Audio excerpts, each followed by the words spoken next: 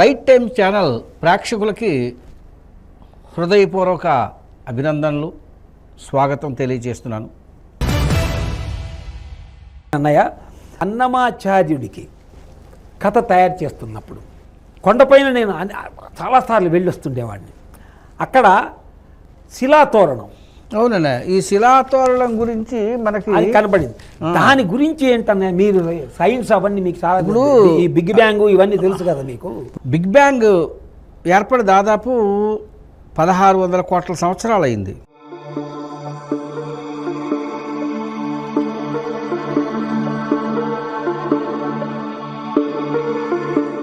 చాలామంది శాస్త్రజ్ఞులు బిగ్ బ్యాంగ్కి ముందే ఉంది తెలుసుకోవాలని చెప్పి స్టీఫెన్ హాకింగ్, అలాగే మన ఐన్స్టైన్ వీళ్ళందరూ, కానీ వీళ్ళందరికన్నా ముందు ఈ బిగ్ బ్యాంగ్ గురించి చెప్పినటువంటి వాడు కణాద మహర్షి.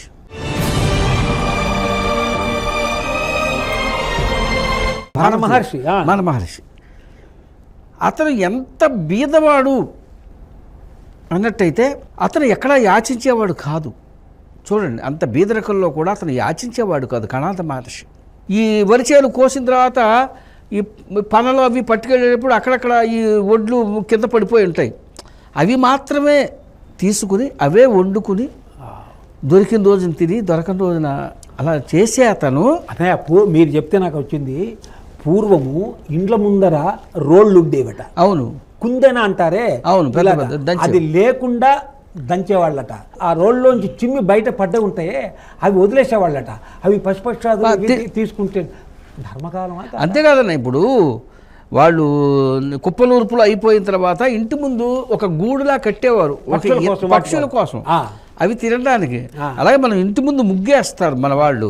ఆ ముగ్గేటువంటి ఏదో పిచ్చి ముగ్గులు పెట్టడం కాదు, దాంట్లో వరిపిండి కలిపి పెడితే అవి చీమలు చిన్న చిన్న, అంటే ఆత్మావై సర్వభూతాన్ని, ఆ దేహం ఎప్పుడైతే ఉంటుందో దానికి ఆహారం కావాలి. అది ఏ ప్రాణి అయినా కానీ, అది క్రూర మృగమైనా సాధు మృగమైనా మనిషి అయినా జంతువైనా ఏదైనా, వాటి కోసం తెలిసి చేసిన తెలియక చేసిన నహి కృతం కర్మ పాపం సద్య క్షీర ఫలతీవా అన్నట్టు, అది మనం పాపం చేసినా పుణ్యం చేసినా అది ఎప్పుడప్పుడు వర్తిస్తుంది.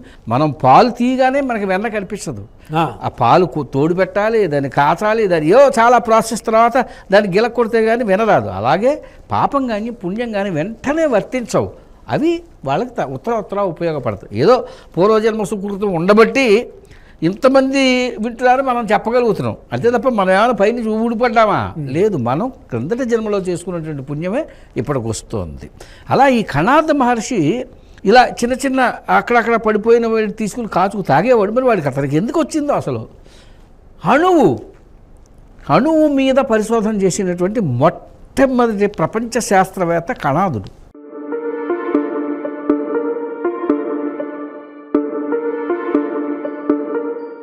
అణువు అంటే మనకు కనిపించదు. ఈ అణువు గురించి మనకి భగవద్గీతలో కూడా శ్రీకృష్ణుల వారు చెప్తారు. అణోరణీయాన్ మహితో మహియాన్ వేదం చెప్తుందని, వేదం చెబుతోంది. పోతనామాత్యుడు భాగవతంలో ఈ అణు సిద్ధాంతాన్ని రూపొందించిన వాడు కణాద మహర్షి, ఈ కణాదుడు. అందువల్ల ఆయన్ని కణాదుడు అన్న. కణ అంటే సెల్.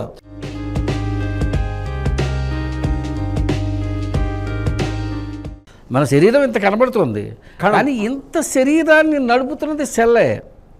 ఇప్పుడు మనం కళ్ళు వేరు, చెవి వేరు, ముక్కు వేరు అని భావిస్తూ ఉంటారు ప్రతి వాళ్ళు, కానీ ఇదంతా ఒక సెల్. ఒక సెల్. ఈ ఒక్క సెల్లోనే ఇదంతా ఉంది. ఈ ప్రపంచం, ఈ భూగోళం అంతా కూడా ఒకటే సెల్లో ఉంది. అదే సింగులారిటీ.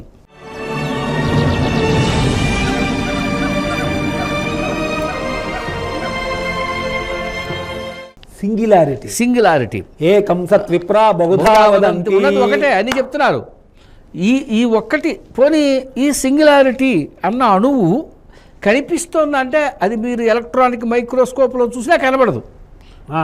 ఎలక్ట్రానిక్ మైక్రోస్కోప్లో చూసినా కనబడదు. అది ఏదైతే లేదో అది ఉంది, అది ప్రేలింది అంటోంది వేదం.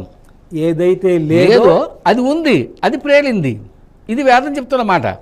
దీన్నే సైన్స్ ఏమంటే సింగులారిటీ. అక్కడ ఉంది ఒకటే ఒక్క అణువు ఉంది. ఆ అణువు పేలినప్పుడు ఈ విశ్వం ఏర్పడింది.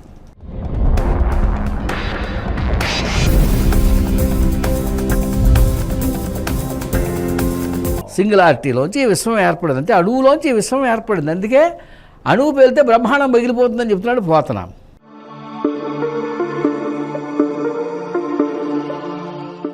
ఇలా విశ్వం ఏర్పడిన తర్వాత మన భూమి మిగతా గ్రహాలు ఏర్పడి 450 కోట్ల సంవత్సరాలైంది.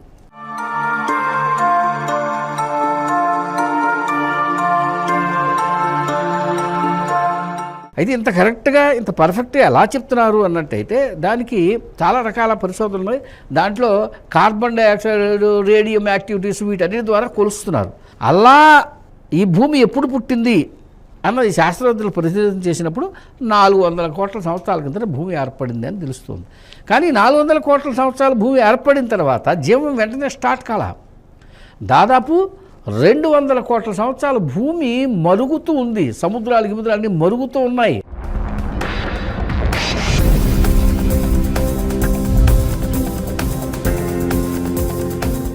మరుగుతున్న చారులా ఉంది అని చెప్పి మన చరిత్రకారుడు హెచ్జి వేల్స్ అంటాడు ఓ మాట.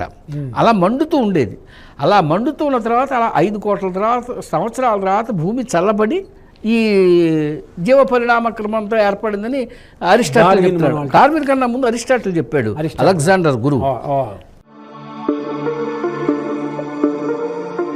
అయితే మనం ఇదంతా ఎందుకు చెప్తున్నాం అన్నట్టయితే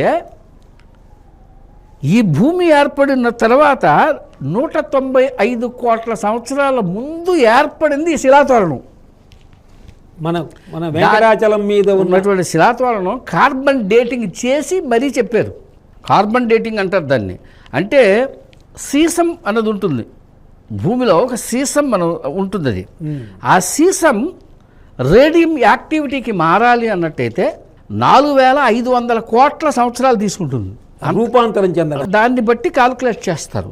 ఆ కాల్కులేషన్ ప్రకారం ఈ యొక్క మన శిలాతోరణం 195 కోట్ల సంవత్సరాల కిందటిది అని చెప్పి మన సైంటిస్టులు రుజువు చేయడం జరిగింది. అంటే మనం ఇవాళ చూస్తున్నటువంటి శిలాతోరణం, ఈ తిరుపతి కొండలు ఇవి 195 కోట్ల సంవత్సరాల కిందటివి.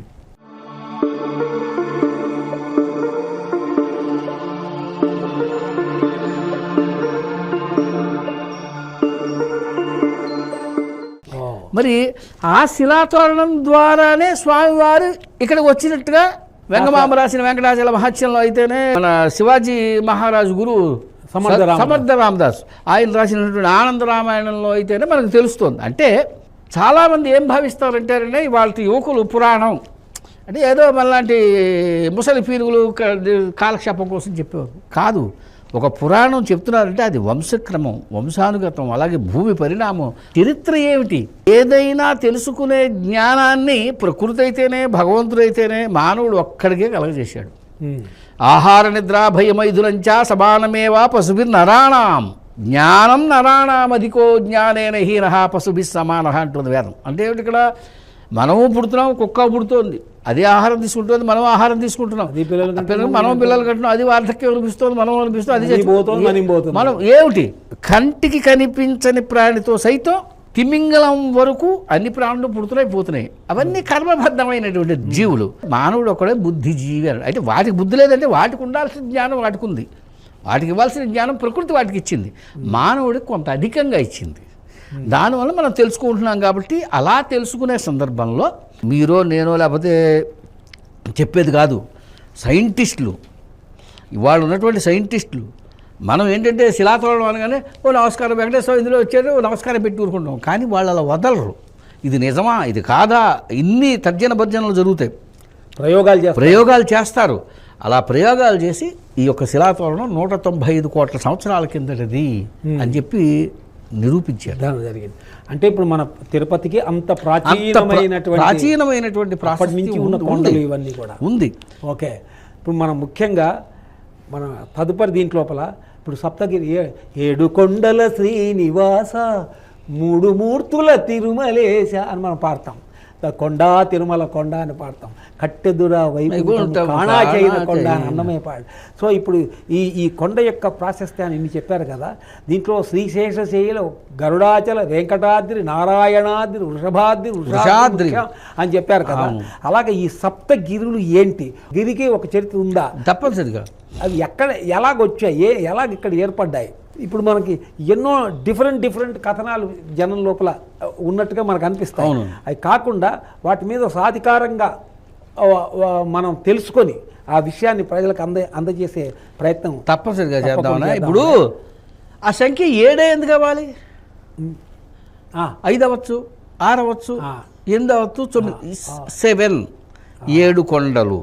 7 కొండలవాడ వెంకటరమణ గోవింద గోవింద, ఆపద ముక్కులవాడ నాథరక్షక గోవింద గోవింద.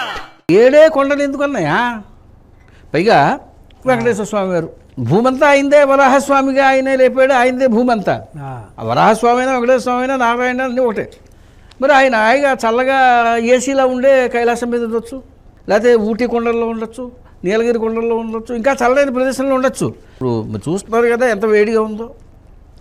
మరి ఇంత వేడిగా ఉన్న చోట 7 కొండలు ఎందుకు ఏర్పరచుకున్నాడు?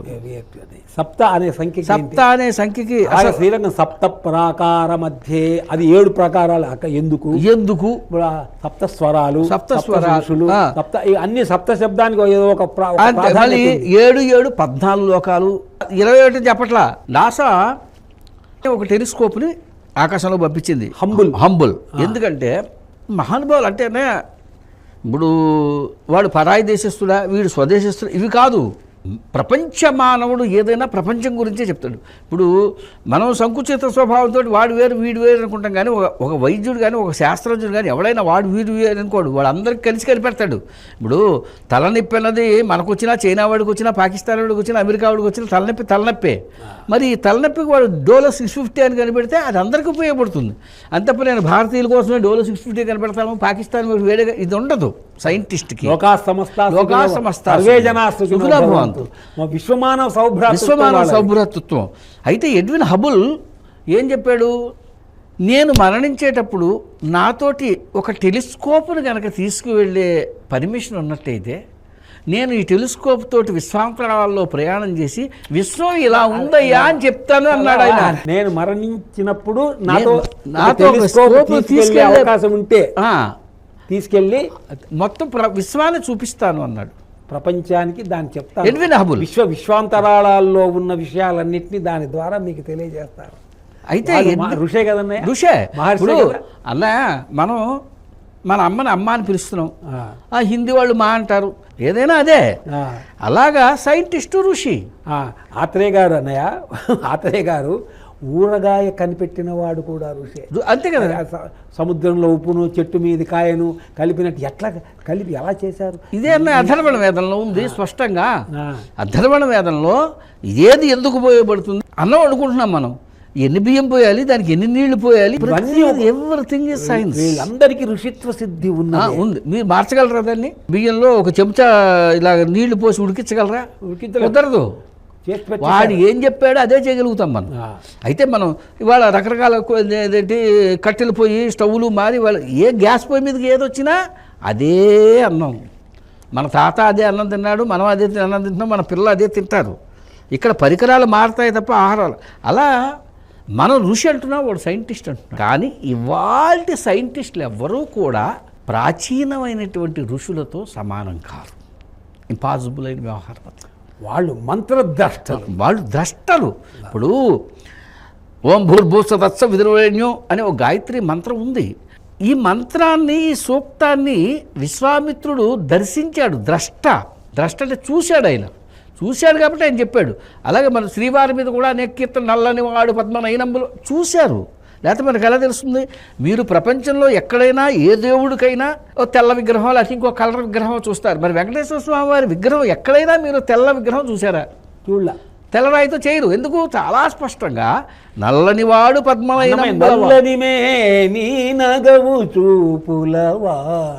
అంటే కన్నుల దేవుడు. సో అన్నయ్య, ఇప్పుడు ఆ స్వామి వెలిసినటువంటి ఈ సప్తగిరుల అవి ఏ ఏ యుగాల్లో ఏర్పడ్డాయి అనేది ఇప్పుడు మనం ఇవాళ తిరుపతికి వచ్చామన్నయ్య, వచ్చాము, ఇదిగో ఈ స్టూడియోలో ఉన్నాము, ఎవరు కూర్చొని మాట్లాడుకుంటున్నాం అంటే ఇక్కడ ఆల్రెడీ ఒక భూమి ఉండాలి. ఆ భూమికి ఎవరో అధికారం ఉండాలి. మళ్ళీ దాన్ని ప్రద్యుమ్న గారు అని ఆయన తీసుకోవాలి. ఆయన ఒక స్టూడియో ఇంత ఏర్పాటు చేస్తే మనం అక్కడికి వచ్చాం.